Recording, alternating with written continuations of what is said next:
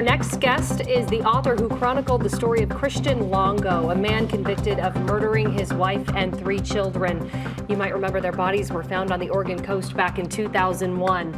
Michael Finkel is the author's name. His book, True Story, actually turned into a movie a couple years ago, and now he is back with a new book.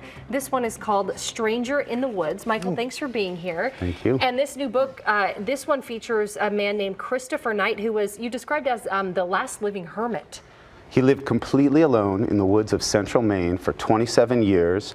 He stole for food and reading material. He was highly intellectual, and he has really interesting, non-cliched things to say about the rest of the world. And when you say 20 years on his own, did he kind of have a permanent spot in the woods, or did he meander the entire state of Maine, basically? He lived in one spot without seeing a single person, speaking even a word out loud for 25 years. Wow. Yeah. How was he discovered?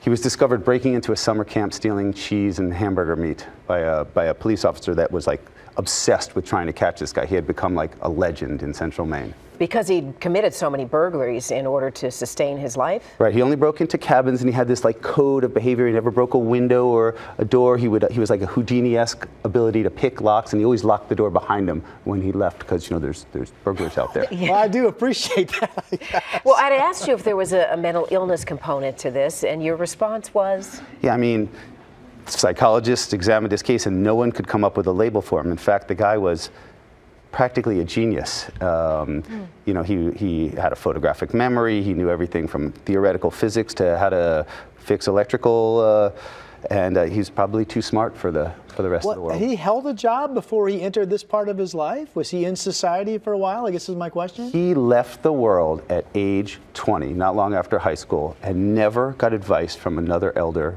basically for the rest of his life. Why do you think he bolted life in general? I asked him that question, and people have been doing that throughout history, just a thin stream of people, and he said to me he felt this very strong internal tug to leave the world behind. So Michael, why this story? I mean, how did you even come across this, and what fascinated you most with his story? I mean, there's the survival story, there's the story of solitude, there's the true crime aspect, people's reaction to him, and then there's also the question, you know, what happens to a guy who's been completely alone for 27 years? What happens when he's thrown back into society? Did you speak to any of his family? His family is extremely private. I did not. I spoke to many friends of the family, people that knew him in high school. Everyone said he was extremely bright.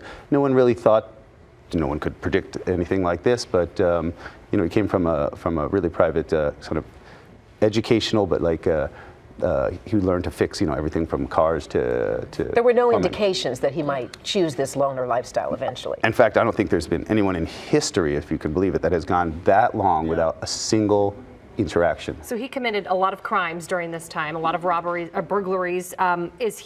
Where is he at now? Is he in jail or is he out? Right, so he admitted immediately to 1,000 break-ins, which is incredible, right? One of the largest crime sprees maybe in the United States, if not the world, seriously. And but he never stole anything of extreme value, but he took people's like peace of mind, which of course you can't put a price on. He himself told me, don't romanticize me. You take the good with the bad.